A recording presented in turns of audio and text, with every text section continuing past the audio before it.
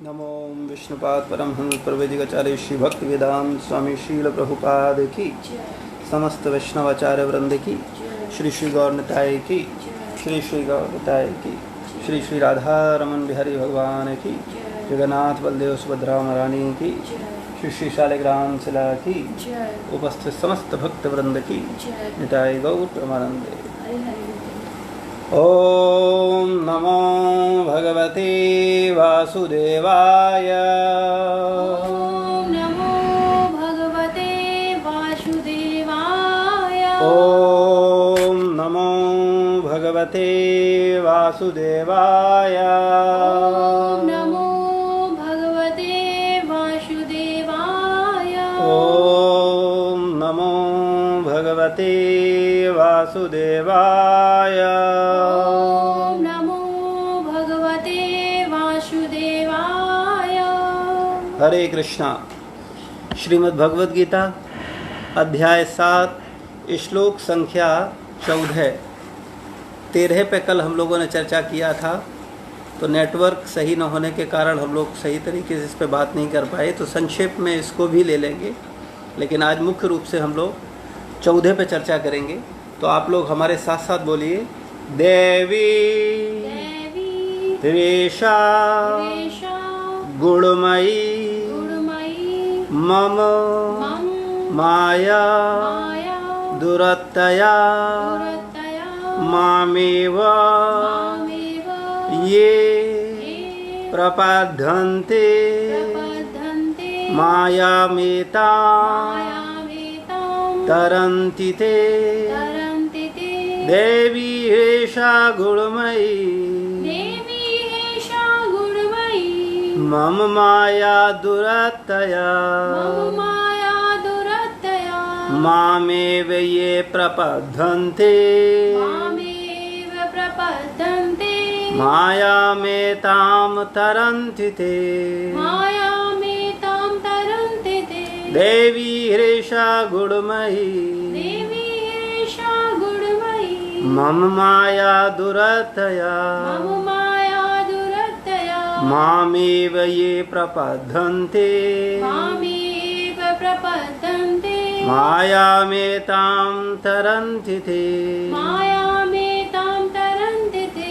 शब्दार्थ: दैवीय, दिव्य, ही, निश्चय ही, ऐसा, वह, यह, गुणमयी, तीनों गुणों से युक्त, मम, मेरी, माया, शक्ति, दुरतया, पार कर पाना कठिन, दुस्तर, माम, मुझको, एव, निश्चय ही, ये जो प्रपद्यन्ते, शरण ग्रहण करते हैं, मायामेताम, इस माया के, तरन्ति, पार कर जाते हैं, ते वे।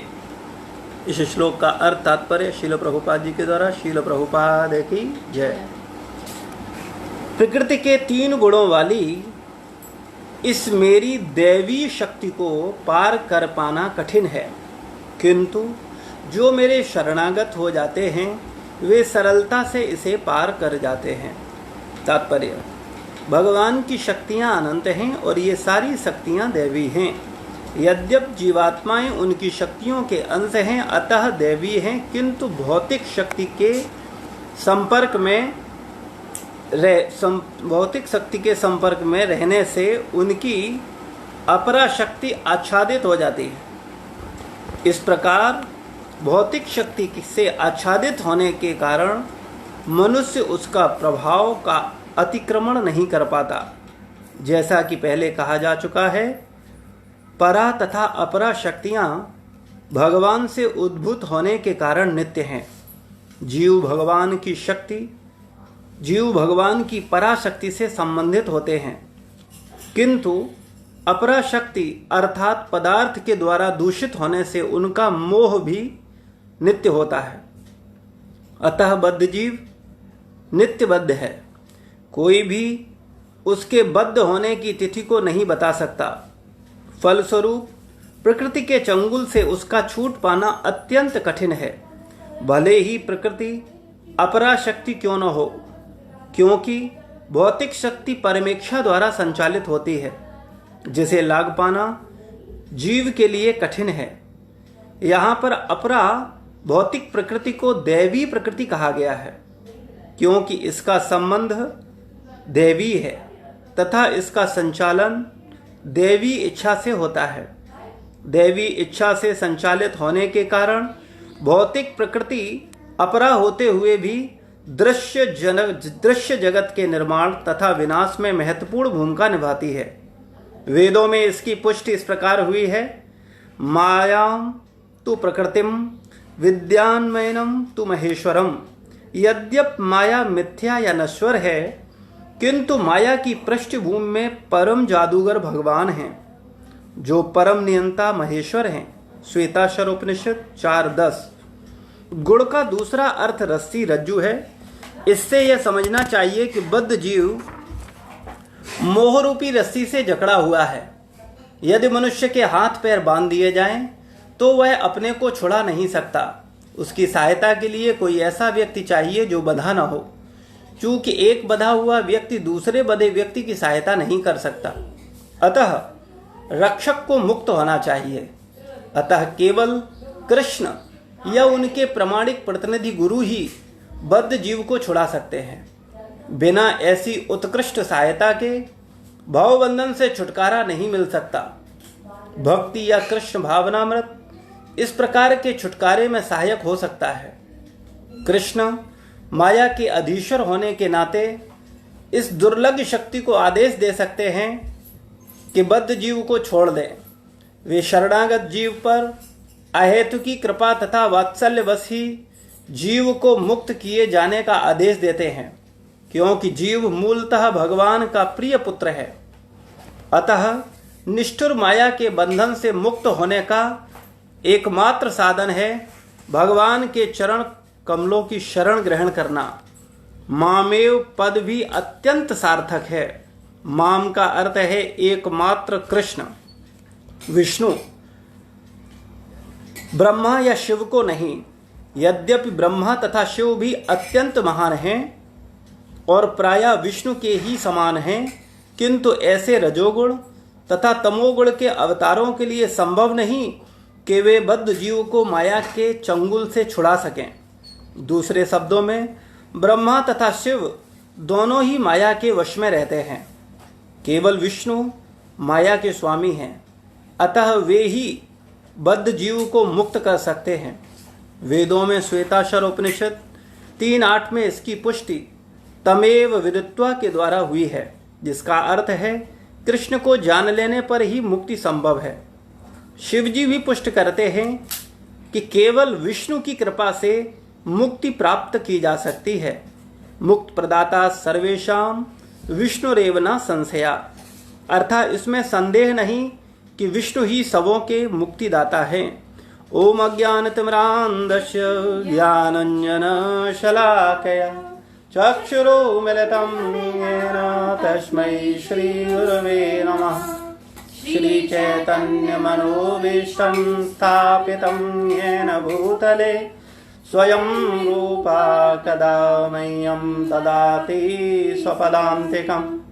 वन्देऽहं श्रीगुरु श्रीयुतपदकमलं श्रीगुरुन् वैष्णवांश्च श्रीरूपं साग्रजातं सहगणरघुनाथान्वितं तं सजीवं सावद्वैतं सावधूतं परिजनसहितं कृष्णचैतन्यदेवं श्रीराधा कृष्णपादान् सहगणललिता श्रीविशाखान्वितांश्च।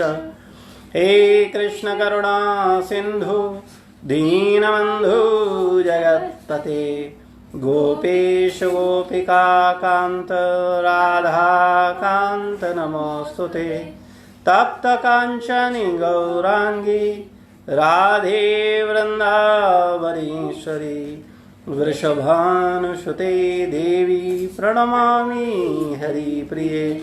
वाञ्छाकल्पतरुभ्यश्च कृपा सिन्धुवैव च पतितानां पावनेभ्यो वैष्णवेभ्यो नमो नमः।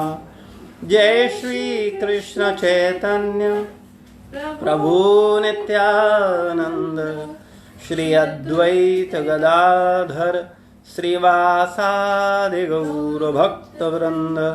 हरे कृष्णा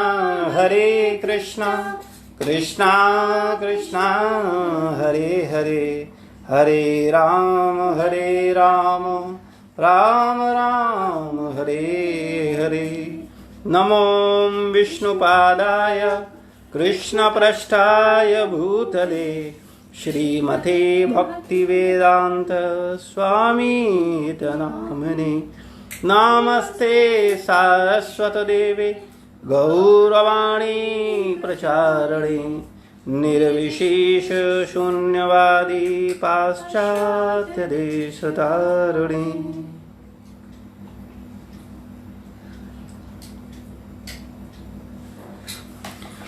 हरे कृष्णा। हरे कृष्ण। तो आज का श्लोक बहुत महत्वपूर्ण है। भगवान बता रहे हैं प्रकृति के तीनों गुणों वाली इस मेरी दैवीय शक्ति को पार कर पाना कठिन है, किंतु जो मेरे शरणागत हो जाते हैं वे सरलता से इसे पार कर जाते हैं। और इससे पहले जो 13वां श्लोक था जिस पे कल चर्चा किया था, उसमें भगवान बोल रहे हैं कि तीनों गुणों सतो रजो तथा तमो के द्वारा मोहग्रस्त यह सारा संसार मुझ गुणातीत तथा अविनाशी को नहीं जानता। तो इन दोनों श्लोकों का आपस में बड़ा संबंध है गहरा, कि भगवान पहले तो बोल रहे हैं कि वास्तव में जो प्रकृति है, जो दैवीय प्रकृति है, वो 3 गुणों से बनी है, सतोगुण, रजोगुण और तमोगुण। और इन तीनों गुणों के द्वारा मोहग्रस्त सारा संसार, जितने भी जीव हैं, देवता, मनुष्य, पशु, पक्षी, सब के सब इन तीनों गुणों में ही ग्रसित हैं, इन तीनों गुणों के द्वारा ही कार्य करते हैं, या इन तीनों गुणों के प्रभाव में हैं। तो इन तीनों गुणों से मोहग्रस्त होकर सारा संसार जो गुणातीत भगवान है उसको नहीं जान सकता। तो कल हम लोगों ने चर्चा किया था कि वास्तव में भगवान गुणातीत हैं और हम सब लोग रजोगुणी तमोगुणी हैं या सतोगुण को विकसित करके, लेकिन भगवान गुणातीत हैं। तो भगवान को जानने के लिए, वास्तविकता में भगवान को पूरा समझने के लिए, भगवत ज्ञान प्राप्त करने के लिए हमको भी गुणातीत होना होगा, तभी हम उसको समझ सकते हैं। सरल भाषा में, भौतिक भाषा में इसको ऐसे ले सकते हैं कि एक साइंटिस्ट की भाषा को, एक साइंटिस्ट के ज्ञान को एक साइंटिस्ट ही समझ सकता है, या उस क्षेत्र में जिसको ज्ञान हो वो समझ सकता है। एक आर्ट साइड का स्टूडेंट या कॉमर्स का स्टूडेंट उस साइंटिस्ट की सही भाषा को, सही भाव को, सही ज्ञान को सही तरीके से नहीं समझ सकता, क्योंकि उसको वो शिक्षा प्राप्त नहीं है। इसी प्रकार से जो जिस गुण में है वो उस गुण की चीज़ों को समझता है, लेकिन वास्तविकता में जो गुणातीत भगवान हैं उनको समझना, या उनके भावों को समझना, या उनके वचनों को समझना, उनकी वाणी को समझना, हम जैसे रजोगुणी और तमोगुणी जैसे लोगों के लिए असंभव है। इसलिए हम सबको गंभीरता पूर्वक तमोगुण और रजोगुण से निकल करके कम से कम सतोगुण तक उन्नति करनी होगी। जब हम वास्तव में सतोगुण में पहुंचेंगे तब हम भगवान को समझ पाएंगे, लेकिन जब तक हम सतोगुण में नहीं पहुंच रहे हैं तब तक भगवान को समझना बहुत मुश्किल है, क्योंकि सतोगुण वास्तविकता में उच्च चेतनाओं का सूचक है। भगवान भगवत गीता में बताते हैं कि जो सतोगुणी व्यक्ति है उसका जब मृत्यु होता है तो वो व्यक्ति उच्च लोकों को जाता है, देवलोकों को जाता है, देवत्व को प्राप्त करता है। और जो व्यक्ति रजोगुण में रहता है वो मनुष्य इस धरती पर आता है, मनुष्य शरीर को प्राप्त करता है। और जो तमोगुणी है वो व्यक्ति पशु योनि में जाता है, वो जीवात्मा पशु योनि में जाता है। तो इसलिए हम सबको कम से कम सतोगुण तक ऊपर उठना होगा, तब वास्तव में हम भगवान के शास्त्रों को, भगवान के वचनों को समझ पाएंगे। लेकिन वास्तव में तत्व से भगवान को जानने के लिए तभी संभव है, भगवान को वही जान पाए हैं जो वैष्णव अपने आप को, अपने चित्त को शुद्ध करके पूर्ण शुद्ध सतोगुण में स्थित हो गए, गुणातीत हो गए। वही वास्तव में भगवान के कार्यकलाप और भगवान को जान सकते हैं। तो भगवान ने कहा कि जो तीनों गुणों तमो रजो सतो गुण के द्वारा मोहग्रस्त हैं, ऐसे संसारी जीव जो मुझ गुणातीत भगवान मैं इन तीनों गुणों से ऊपर हूँ, अविनाशी हूँ, उनको नहीं जानता। और आज भगवान बोल रहे हैं कि कौन जान सकता है भगवान को। वास्तविकता में इन तीनों गुणों में ही समस्त जीव, जितनी भी जीवात्मा हैं, सारी की सारी जीवात्माएं ही इन तीनों गुणों के ही अधीन हैं। यहाँ तक कि बड़े से बड़े उच्च देवता भी इन तीनों गुणों के ही अधीन हैं। जैसे ब्रह्मा तथा शिव भी, जो कि महान देवता हैं, वो भी इन गुणों के ही अंतर्गत हैं।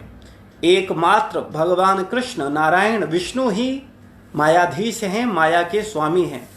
और सब जितने भी जीव हैं, चाहे वो ब्रह्मा जी ही क्यों न हों, यहाँ तक कि भगवान शिव भी इस माया के अधीन हैं, भगवान की माया के अधीन ही हैं।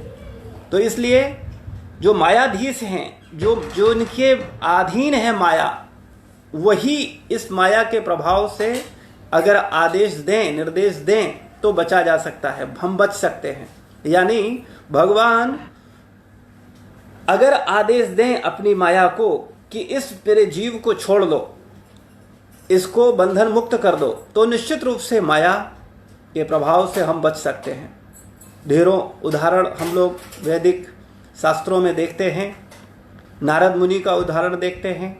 स्वयं ब्रह्मा जी भगवान की माया से मोहित होते हैं, इंद्र भगवान की माया से मोहित होते हैं, यहाँ तक कि भगवान शिव भी भगवान की माया से मोहित होते हैं, जबकि शिव की स्थिति बहुत उच्च है। भगवान शिव को भी, भगवान के चूंकि महान भक्त हैं, इसलिए भगवान शिव की स्थिति समस्त देवी देवताओं में सर्वश्रेष्ठ है, बहुत ऊंची स्थिति पर है। लेकिन वो शिव भी, वो महादेव भी भगवान की माया के अधीन हैं, उनके भक्त हैं, उनके महान सेवक हैं। चूंकि भगवान के सेवक हैं, इसलिए माया का उनके ऊपर प्रभाव नहीं होता। भगवान ब्रह्मा जी भी भगवान के महान भक्त हैं, इसलिए उन पर भी माया का प्रभाव नहीं होता। लेकिन लीला के माध्यम से ब्रह्मा तथा शिव जी ने दिखाया कि हम जैसे महान व्यक्तित्व भी भगवान की माया के अधीन हो जाते हैं, भगवान की माया से, भगवान की माया में फंस जाते हैं। तब हम जैसे बद्ध जीवों के विषय में क्या कहा जाए। तो इसलिए अगर हम वास्तव में भगवान की माया से मुक्त होना चाहते हैं तो उसके लिए संभव है, उसके लिए आवश्यक है कि हम भगवान की शरण ग्रहण करें। और किसकी शरण? किसी और की नहीं, एकमात्र भगवान की। तो आज का जो श्लोक है उस पर हम लोग चर्चा करते हैं। आज भगवान बोल रहे हैं कि प्रकृति के 3 गुणों वाली इस मेरी दैवी प्रकृति को पार कर पाना कठिन है।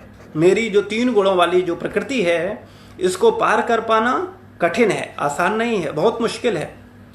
दुरत्तया शब्द प्रयोग हो रहा है। दैवीय हिरेशा गुणमयी मम माया दुरत्तया। भगवान बोलते हैं दैवीय, ये दैवीय है। हिरेशा, हिरेशा का मतलब होता है निश्चय ही, ऐसा मतलब यह है। यह है जो गुणमयी है, जो प्रकृति है गुणमयी, ये कैसी है? ये दैवीय है। और यह मम मेरी है, माया दुरत्तया। यह माया कैसी है? दुरत्तया है। दुरत्तया का मतलब होता है पार कर पाना कठिन, जिसको पार कर पाना कठिन है। लेकिन कौन पार कर सकता है? माम एव ये प्रपद्यन्ते। माम एव, भगवान स्पष्ट बोल रहे हैं माम एव। भगवद गीता में ये शब्द कई बार आया है, भगवान बार बार इंडिकेट करते हैं मम एकम, माम एव, मेरी एक शरण ग्रहण करो। सर्वधर्मान प्रत्यज्य माम एकम, वहां पर भी माम एकम बोला, यहां पर भी भगवान बोल रहे माम एव, मेरी एक। भगवद गीता में जगह जगह अगर आप ध्यान देंगे तो भगवान ने अनन्य भक्ति का ही हम सब बद्ध जीवों को उपदेश दिया है कि हम सबको भगवान की अनन्य भक्ति करनी चाहिए। एकमात्र कृष्ण को आराध्य मानकर, इष्ट मान करके उनके शरणागत होना चाहिए। तो यहां भी भगवान बोल रहे हैं मामेव। मामेव का मतलब मुझे, एव निश्चय ही, एकमात्र मुझे। प्रपद्यन्ते का मतलब होता है शरणागत, शरण ग्रहण करना। जो मेरी शरणागत हो जाते हैं, जो मेरी शरणागत होते हैं, यानी भगवान कृष्ण के शरणागत होते हैं, वे सरलता से इसे पार कर जाते हैं, वो बहुत आसानी से इसको पार कर जाते हैं। वैसे इस माया को पार कर पाना बहुत मुश्किल है। और हम संसार में देख रहे हैं, बड़े से बड़े तांत्रिक, बड़े से बड़े ज्योतिषी, बड़े से बड़े सांसारिक ज्ञान रखने वाले व्यक्ति भी माया के प्रभाव में पूर्ण रूप से फंसे हुए हैं। यहाँ तक कि जो ज्ञानी हैं वो भी भगवान की माया से मुक्त होना उनका भी मुश्किल होता है। लेकिन जो भगवान के भक्त हैं, जिन्होंने वास्तव में भगवान को अपना सर्वस्व मान करके भगवान की शरण ग्रहण कर रखी है, एकमात्र वही भगवान की माया से निकल पाते हैं, भगवान की माया से सरलता से छूट पाते हैं और भगवान की शरण ग्रहण करके भगवान को जान पाते हैं। भगवान को जानने का सबसे सरल साधन भगवान की शरण ग्रहण करना है। और भगवान की शरण ग्रहण करने की जब बात आती है, तब हमको ये जरूर समझना चाहिए कि भगवान का शरण का मतलब क्या है। शरण का भगवान का शरण का मतलब है भगवान के नाम का शरण, भगवान के भक्तों का शरण। भगवान शब्द जब भी प्रयोग हो, भगवान जहां भी आए, भगवान कृष्ण, वहां हम वर्तमान जीवों को केवल भगवान का नाम समझना चाहिए। और भगवान के विशुद्ध भक्त, जो भगवान के लिए अपना सर्वस्व छोड़कर भगवान की सेवा में समर्पित हैं, ऐसे महान भक्त और भगवान का नाम, इनकी जो व्यक्ति शरण ग्रहण कर लेता है, वो व्यक्ति निश्चित रूप से माया के बंधन से मुक्त हो जाता है। लेकिन दुर्भाग्यवश हम सब इन दो की ही शरण ग्रहण नहीं करते। हम विभिन्न विभिन्न प्रकार के ज्ञान की शरण ग्रहण करना चाहते हैं। हम बहुत सारे शास्त्रों को पढ़ करके, बहुत सारी बातों को सुन करके बहुत कुछ समझना चाहते हैं।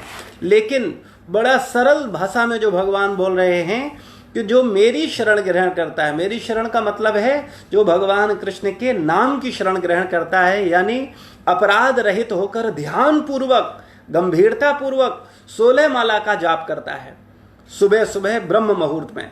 हरे कृष्णा कृष्णा कृष्णा हरे हरे, हरे राम राम राम हरे हरे। जिस व्यक्ति ने भगवान के नामों की शरण ले ली है, जो व्यक्ति गंभीरता पूर्वक कम से कम 16 मालों का नाम जप निरंतर कर रहा है, निश्चित रूप से वो व्यक्ति भगवान की माया से मुक्त हो जाएगा।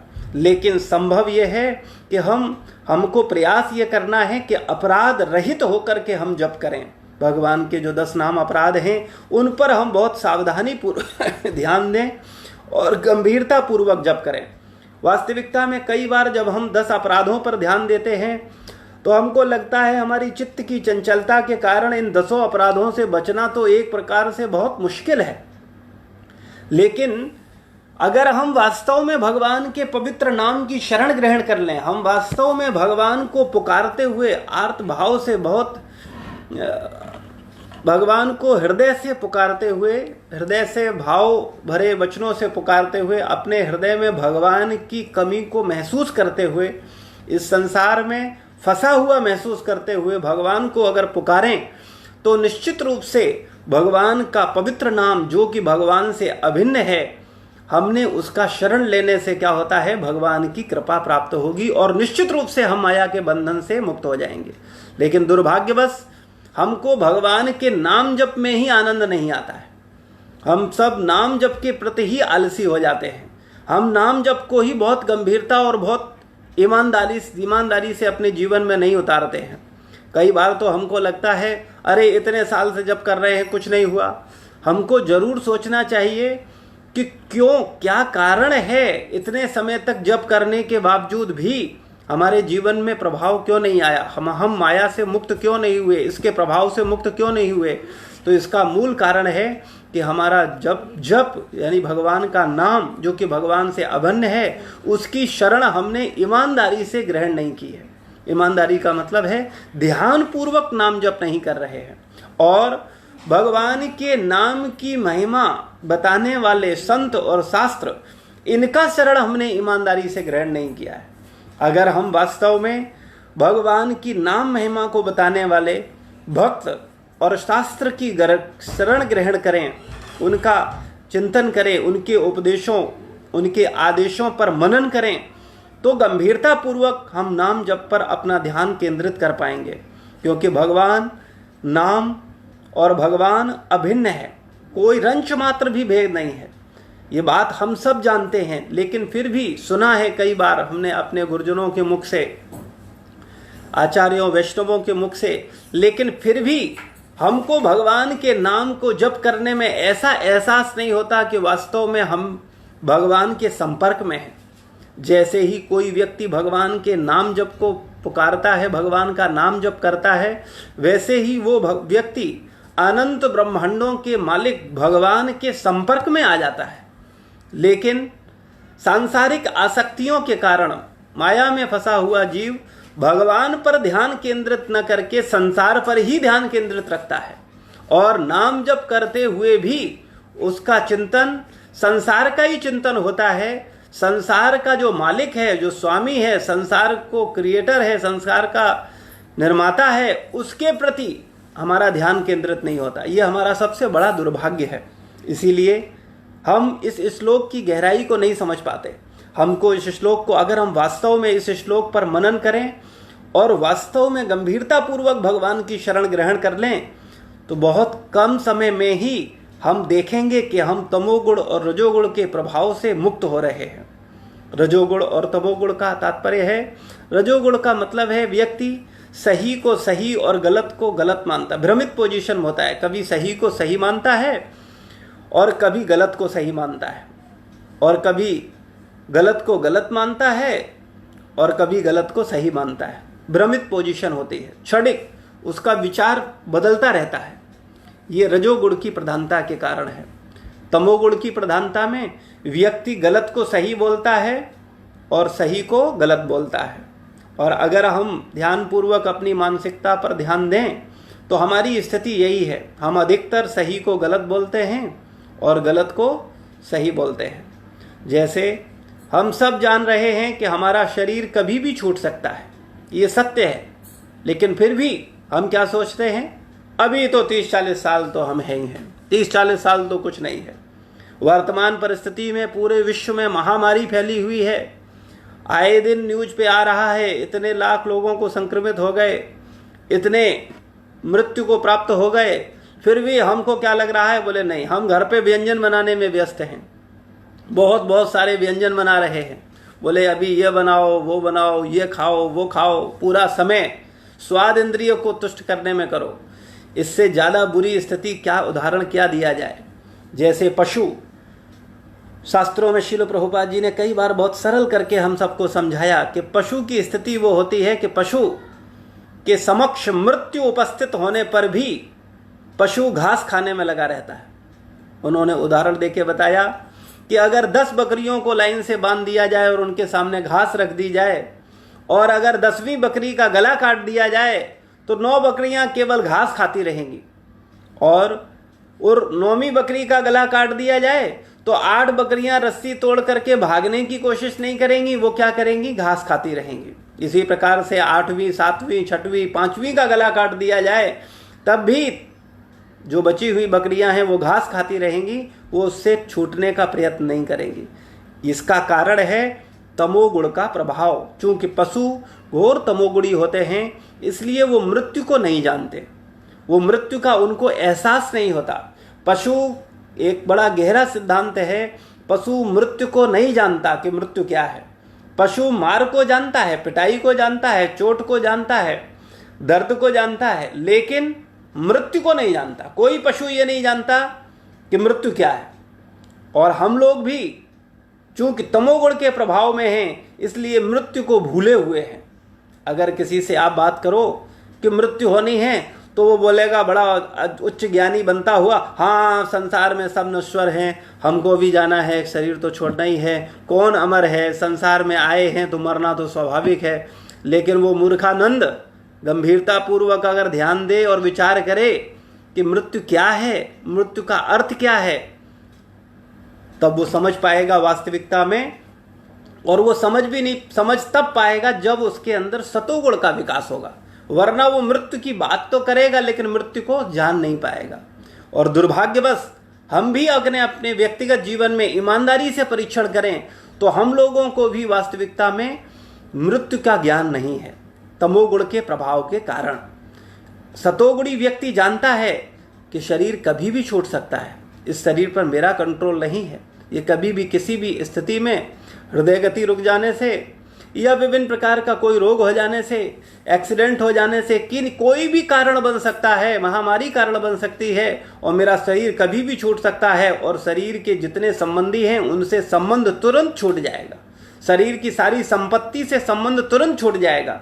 लेकिन फिर भी दुर्भाग्यवश जिससे उसका नित्य संबंध है उससे संबंध बनाने का प्रयास नहीं कर रहा, वो संसार से ही संबंध बनाने का प्रयास करता है। वो अज्ञानतावश अपने तमोगुण रजोगुण के प्रभाव के कारण वो एक संसार की स्त्री को पत्नी है, पति तो पुरुष को पति और पुरुष तो मानता है, बच्चों को अपना पुत्र पुत्री मानता है, अपने स्वजनों को अपना मानता है, लेकिन भगवान को एकमात्र अपना नहीं मानता और भगवान के शुद्ध भक्तों को भी अपना नहीं मानता।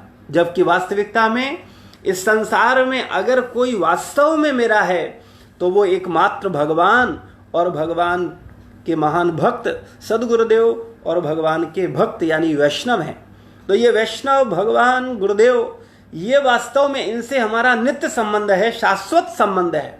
लेकिन तमोगुण रजोगुण प्रभाव के कारण हम इन संबंधों के प्रति ईमानदार नहीं हैं, इन संबंधों के प्रति मेरे हृदय में कोई भाव नहीं है। जैसे पशु, आपने कभी किसी पशु को किसी देव आराधना करते देखा? क्या किसी पशु को किसी गुरु की शरण लिए देखा? किसी पशु को किसी वैष्णव की शरण लिए देखा? नहीं, कारण तमोगुण। इसी प्रकार से हम भी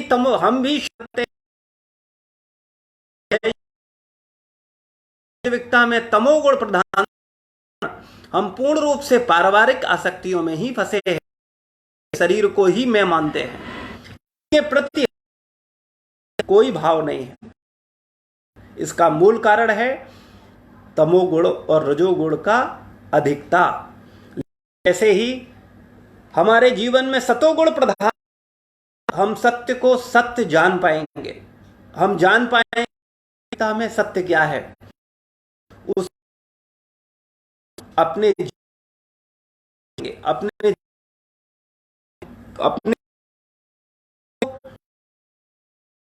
दे पाएंगे। संसार का प्रत्येक प्राणी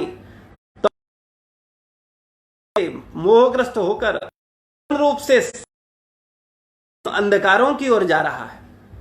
दुर्भाग्यवश या सौभाग्यवश, दुर्भाग्यवश तो वो भौतिक की ओर जा रहा है और सौभाग्यवश किसी पर गुरु कृष्ण प्रसाद, गुरु और कृष्ण की कृपा होती है। ब्रह्मांड भ्रमते कौन जीव, गुरु बीज।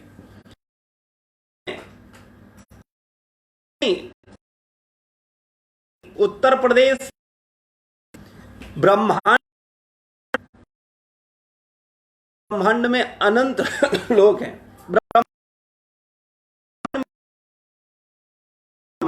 ब्रह्मांड भ्रमते कौन भाग्यवान जीव, कोई भाग्यवान जीव होता है जो गुरु तथा कृष्ण की कृपा को प्राप्त करता है, प्रसाद को प्राप्त करके भक्ति लता प्राप्त करता है। और ऐसा जीव भाग्यवान है।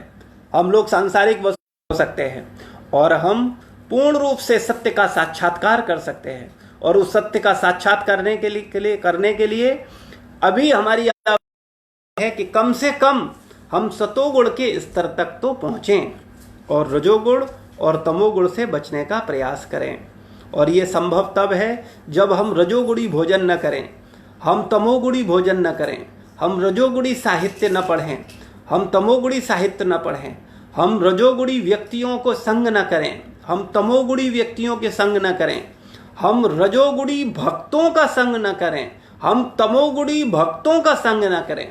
ग्रहण करनी चाहिए। श्रील प्रभुपाद जी इसके तात्पर्य को बहुत सुंदर और बहुत सरल तरीके से हमको समझा रहे हैं।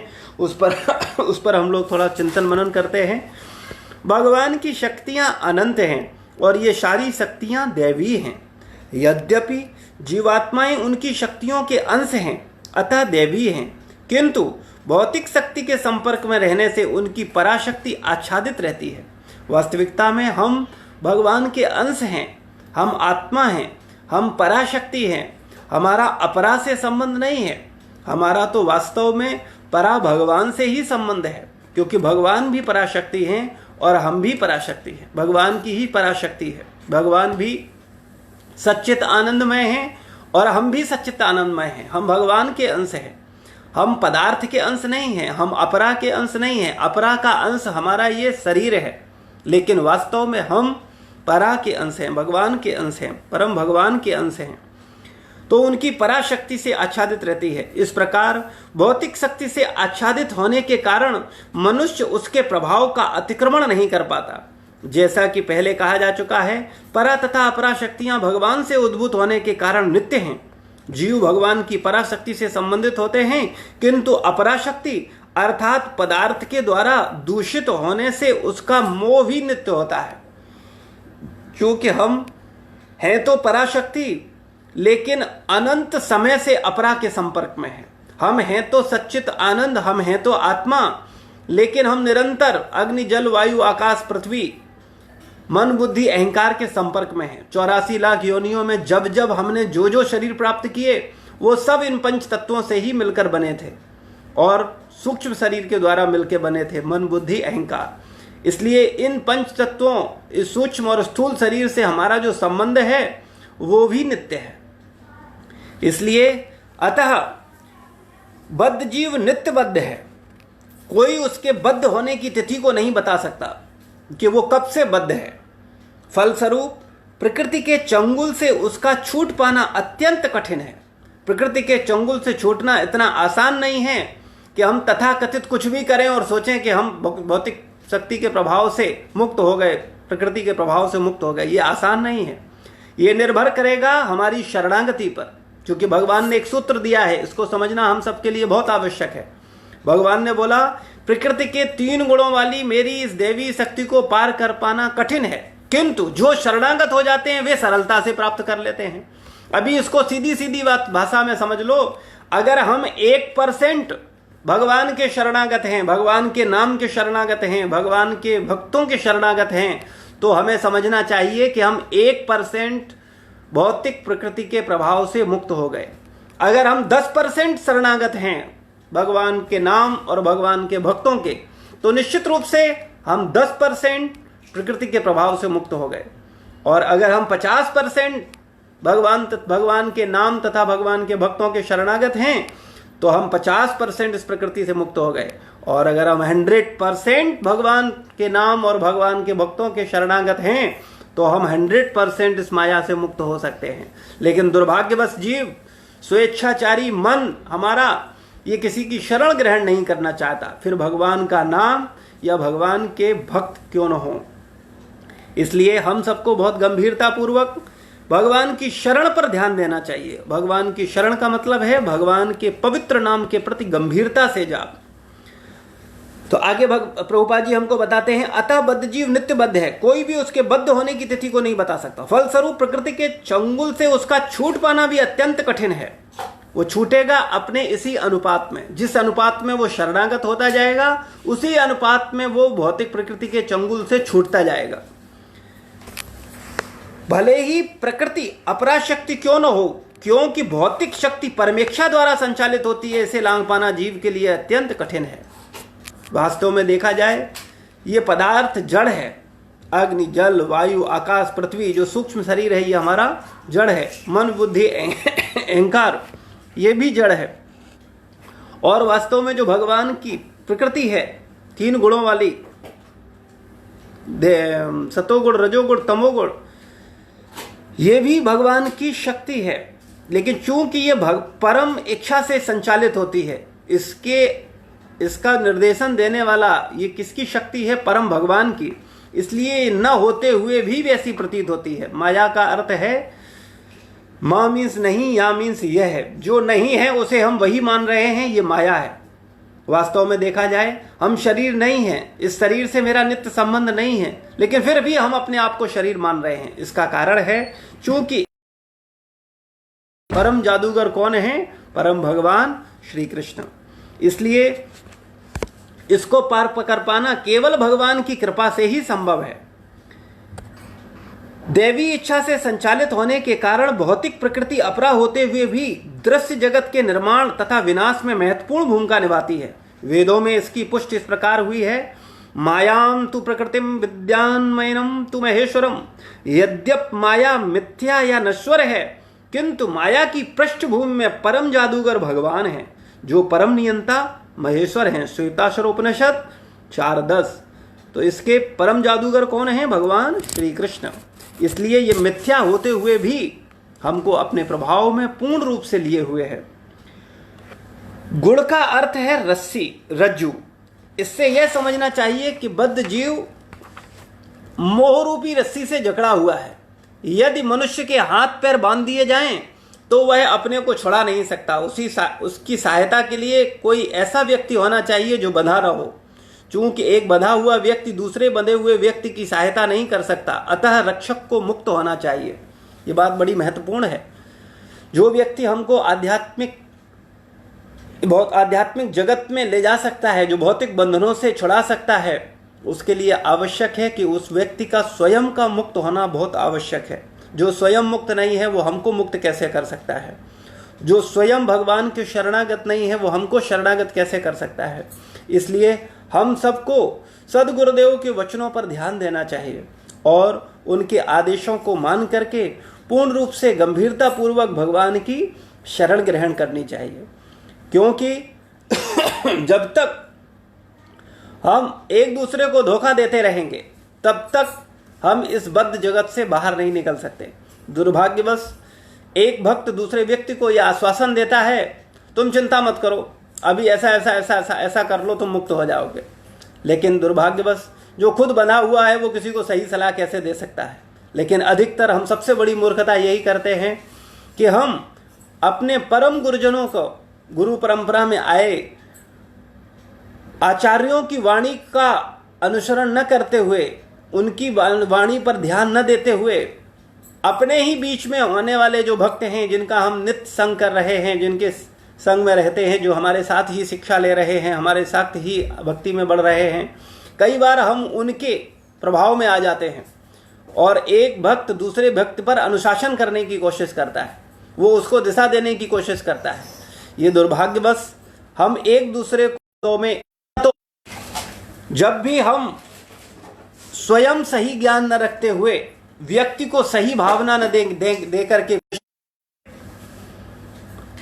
अगर बुद्धिमान व्यक्ति होगा तो सोचेगा कि नहीं, जब ये खुद बंधन में है तो हमें कैसे छुड़वा सकते हैं। तो इसलिए हम सब लोगों को विवेकवान बनना होगा और हम लोगों को विवेकवान बनते हुए अपने प्रमाणित परंपरा से चले आने वाले गुरुजनों की बातों पर ध्यान देना होगा, उनकी शिक्षाओं के अनुसार कार्य करना होगा, ना कि आपस में एक दूसरे को ज्ञान देना होगा।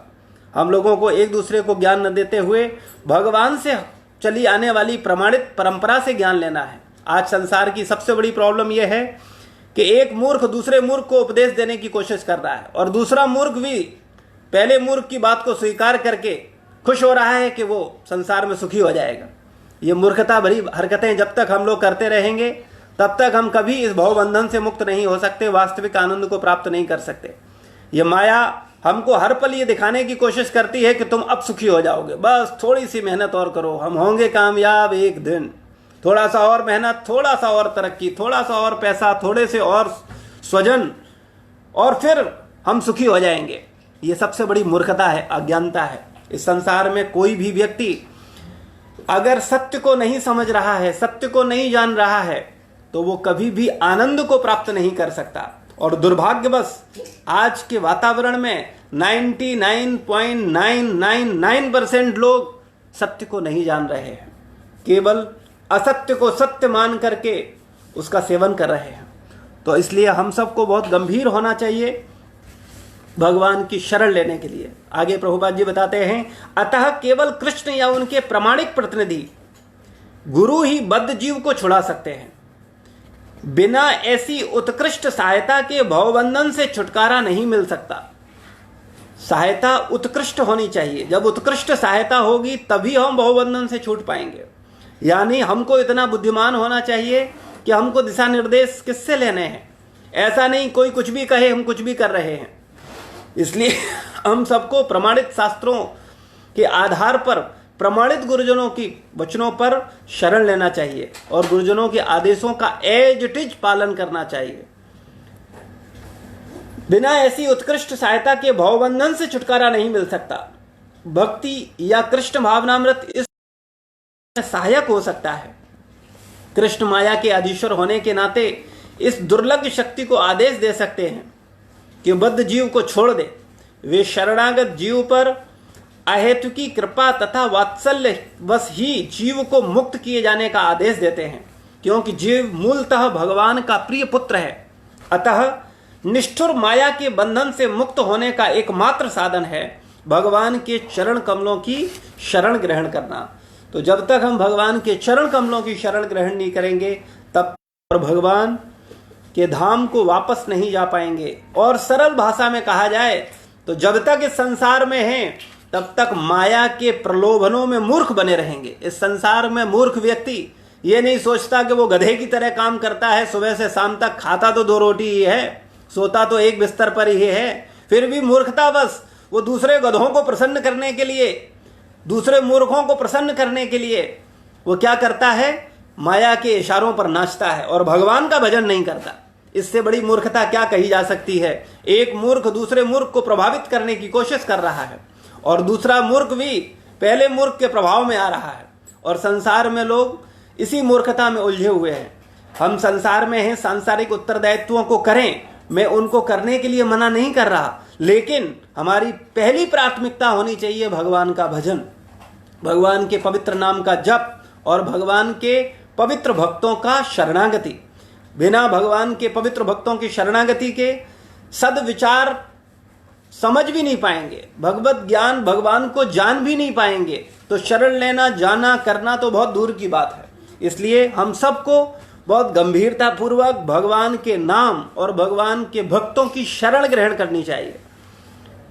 आगे प्रभुपाद जी बोलते हैं, मामेव पद भी अत्यंत सार्थक है। माम का अर्थ है एकमात्र कृष्ण नारायण, ब्रह्मा या शिव को नहीं। यद्यपि ब्रह्मा तथा शिव भी अत्यंत महान हैं और प्रायः विष्णु के ही समान हैं, किंतु ऐसे रजोगुणी तथा तमोगुणी अवतारों के लिए संभव नहीं कि वे बद्ध जीव को माया के चंगुल से छुड़ा सके।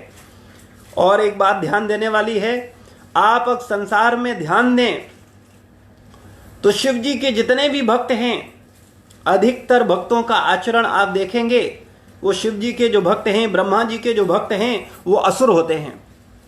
रावण किसका महान भक्त है? शिव जी का महान भक्त है। हिरण्याकश्यपु ब्रह्मा जी की उपासना करता है, लेकिन नारायण की उपासना करने वाला एक असुर नहीं है।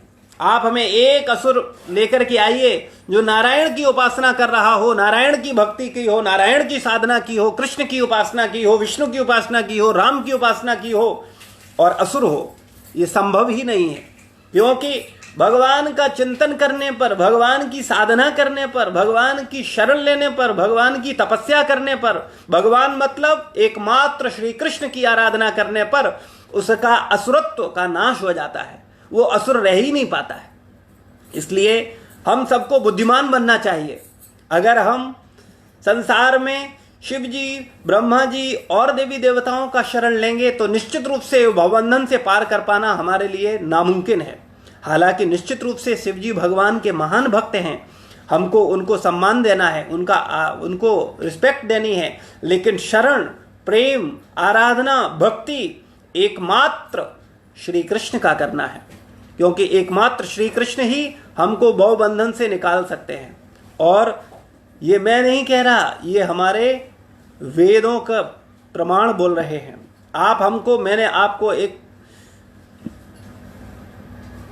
सेवा हम दे रहे हैं, आप अपनी बुद्धि पर जोर डालो, विचार करो और विचार करके हमको बताना, कमेंट लिखना कि भगवान नारायण का भक्त, भगवान कृष्ण का सेवक, भगवान कृष्ण, भगवान राम की तपस्या करने वाला क्या कोई असुर हुआ है आज तक?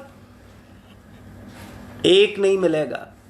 इसलिए हम लोगों को भी भगवान कृष्ण की उपासना करनी चाहिए, भगवान कृष्ण की भक्ति करनी चाहिए।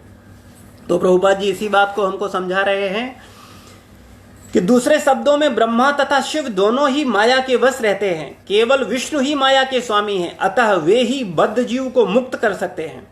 वेदों में श्वेताश्वर उपनिषद 3:8 इसकी पुष्टि तमेव विदित्वा के द्वारा हुई है, जिसका अर्थ है कृष्ण को जान लेने पर ही मुक्ति संभव है। शिव जी की भी पुष्टि करते हैं कि केवल विष्णु कृपा से मुक्ति प्राप्त की जा सकती है।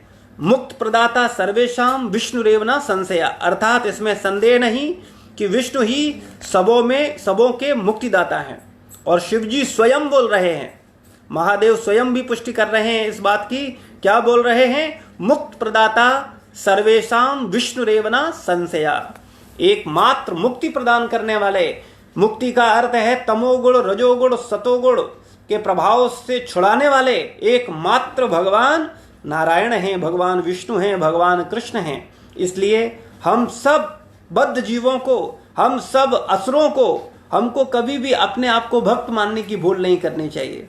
वास्तविकता में हम सब असुर ही हैं, हमारे आसुरी भावों से ही हम लोग ग्रसित हैं।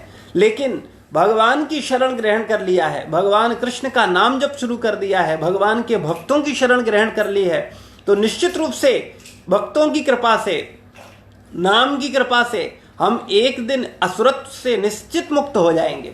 लेकिन हमको ईमानदारी से प्रयास करना होगा, शरण का दिखावा नहीं करना है, वास्तविक शरण ग्रहण करनी है। हम तभी वास्तव में हम भगवान की कृपा के पात्र बन पाएंगे और इस भव बंधन से मुक्त होके भगवत धाम वापस जा पाएंगे। और इस संसार में भी जब तक रहेंगे तब तक आनंद में रहेंगे। शील प्रभुपाद की जय, गुरु महाराज की जय। तो हम सब लोग नियमित शाम 5 बजे भगवत गीता पर चर्चा कर रहे हैं। तो आप सब भक्त भी लाइव आइए और अपने इष्ट मित्र जितने भक्त हैं उनको भी अनुरोध करिए कि वो सब भी, हम लोग सब जितने अपने आसपास के भक्त हैं जो हम लोग संपर्क में हैं, वो सब निरंतर शाम को 5 बजे हम लोग हरिनाम करेंगे और 5:15 बजे से भगवत गीता का पाठ करेंगे और भगवान को जानने की कोशिश करेंगे, भगवान के आदेशों को समझने की कोशिश करेंगे। क्योंकि जब तक हम भगवान के मूड को सही रूप से नहीं समझ पाएंगे, भगवान के वचनों को सही रूप से नहीं समझ पाएंगे, हमारा अहंकार हमको बताता है कि हम समझ गए। जैसे ही किसी ने गीता का श्लोक पढ़ा, गीता को पढ़ा, तो सबसे पहले उसको क्या लगता है कि वो समझ गया गीता को, लेकिन दुर्भाग्यवश वो गीता के एक शब्द को भी नहीं समझ पाता। ये मेरा व्यक्तिगत अनुभव है, हम खुद इस बात का अनुभव करते हैं। कितना भी पढ़ें, कितना भी कुछ करें, लेकिन जब भक्तों के मुख से सुनते हैं, गुरुजनों के मुख से सुनते हैं, उनकी कृपा होती है, तब वास्तव में पढ़ने पर भी चीज़ें स्पष्ट होने लगती हैं। तो एकमात्र गुरुजनों की कृपा ही हमारा सहारा है, वैष्णवों की कृपा ही हमारा एक सहारा है और भगवान का नाम हमारा एक सहारा है। तो आज की पूरी चर्चा का सार ये है कि हम भगवान के नाम और भगवान के भक्तों को गंभीरता पूर्वक लें, उनको गंभीरता पूर्वक उनकी शरण ग्रहण करें और अपना मनुष्य जीवन सफल करें। शील प्रभुपाद की जय, गुरु महाराज की जय, समस्त भक्त वृंद की जय। निताय गौर प्रेमानंदे, हरि हरि बोल। किसी भक्त का कोई प्रश्न है तो कमेंट बॉक्स में लिख सकता है, उस पर हम लोग चर्चा करेंगे। धन्यवाद। शील प्रभुपाद की जय।